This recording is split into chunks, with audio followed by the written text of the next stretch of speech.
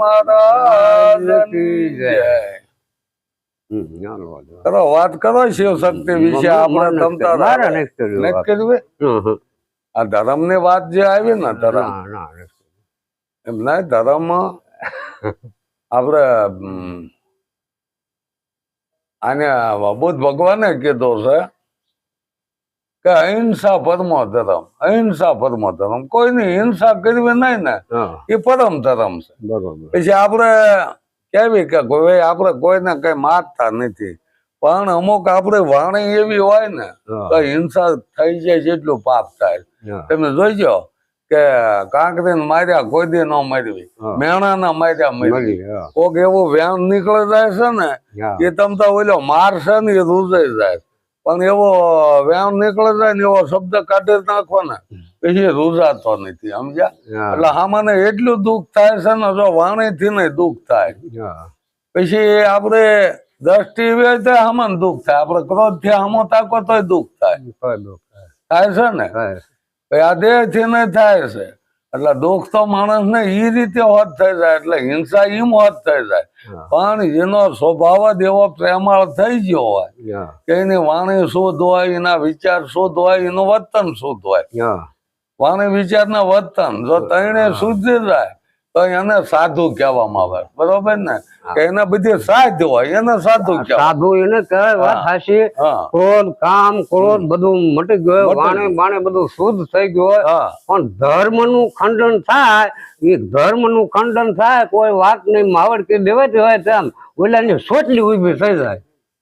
ધર્મ નો જો ધર્મ ની આડો ધર્મ આપવું હોય, ધર્મ ની કઈ ખબર ન હોય ને બીજે રાખે તો સોચલી ઉભી થઈ જાય. પણ એ માનો ધર્મ ની જેને જેને ધર્મ ની હાનિ કરી તેથી ભગવાને પ્રગટ થઈને માર્યા છે. બરોબર? જયારે જયારે ધર્મ ની હાનિ થાય છે તો અવતાર લે જ છે, નહીં લેતા? એ અવતાર લે આપડે હુલ્યા માથાકૂટ કરવી જોવે, આપડે સોટલી નો ઊંચી થવી જોવે. જેથી ધર્મ ની હાનિ થાય છે તેથી તો ભગવાન અવતાર લે જ છે. બંધનમાં નો હોય પૈસા, બંધનમાં છે રૂપિયાનું નો દેખાડી. અને પેલા હામ આવી જતા છે. બરોબર, પેલા હામ આવી જતા. કળયુગ માં બંધન કીધું છે, કળયુગ માં ભગવાન નો આવી. ભલે એના એ રૂપમાં જ ક્યારેય નહીં થયા. જો વિષ્ણુ અવતાર પૂરો થયો તો પરશુરામ અવતાર થયો, પરશુરામ અવતાર પૂરો નો થયો તો રામ આવી ગયા. ભક્ત નરસિંહ મહેતા ને કૃષ્ણ ભગવાન દર્શન દીધા, મીરાબાઈ ને કૃષ્ણ ભગવાન દર્શન દીધા, તો એકનાથ ભગવાન દીધા ને દર્શન. તો રામાપીર શું કળયુગ માં નો થયા? કોણ? રામાપીર. રામાપીર કળયુગ માં જ થયા. હજી 550 વર્ષ થયા, 600 વર્ષ થયા. ચાલો કળયુગ માં એના બંધનો જ કેમ આવી ગયા? એમને હાજર હાજર આવે, અત્યારે ભાલું લઈને આવે, નો આવી શકે.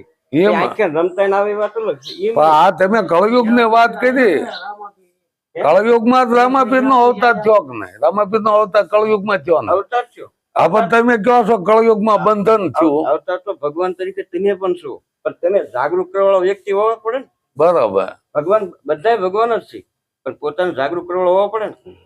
સાધુ સંતો હોય એ જયારે ક્રોધિત કે ગમે ક્યારે થાય કે આશ્રમ છે, આશ્રમ આવીને આ કહેવાય નીકળ બહાર તો નીકળી જાય બહાર.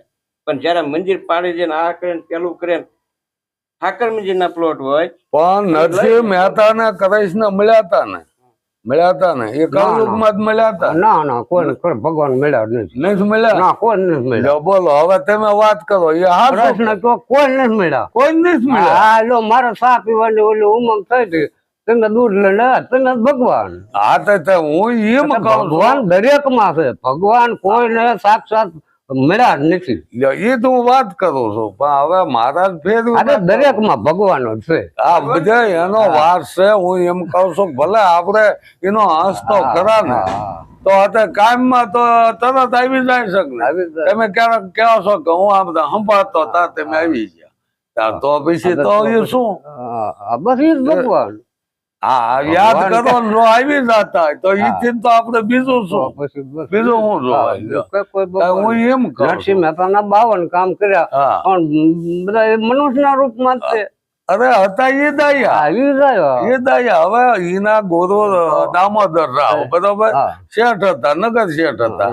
એટલે જયારે એને ઓલી કોંતબાઈ મામેરું પૂરવાનું થયું હા તેથી એને આજે બે હતા એ બધાને કીધું બધાને કે જો આ કઈ કરતો નથી હા. અને કાંઈ નહીં લઈ જાય ને એ દીકરી રોઈશે અને એને મેણા મારશે એટલે જેને જેટલી સગવડ હતી એ લઈને જા બરોબર હા, લઈને. અને કેવું મામેરું કર્યું કે ગામમાં કોઈ નથી કીધું ને એવું મામેરું તે દી પૂર્યું હતું હા. અને ઈ જો ક્યાંક નરસિંહ મહેતા કહેતો હોય ઓલી કારણની દોણકીમાં જો એને દેખાતો હોય હા. તો પછી આ પ્રગટ છે લ્યો બરોબર ને એના જેને કામ કર્યા ને એને જ ઈ ભગવાન માન્યા છે. હા જેને જેને કામ કર્યા એ મારો ભગવાન આવ્યો હા પણ શું કે એને સમદ્રષ્ટિ થઈ જાય કે બધે દેખમાં દેખાતો હા એટલે આવી સમદ્રષ્ટિ થઈ જાય તો કોઈ વ્યાસ ભાવ જ મટી જાય બરોબર ને હા. દરેકમાં દેખાતો હોય અને આ કબીર સાહેબે કીધું કે જ્યાં જોવું ત્યાં તું નો બરોબર કેવડે નાનો લાગે અહીંથી મોટો તો માવત થઈને માથે બેઠો ને આંખો વળે તું નતો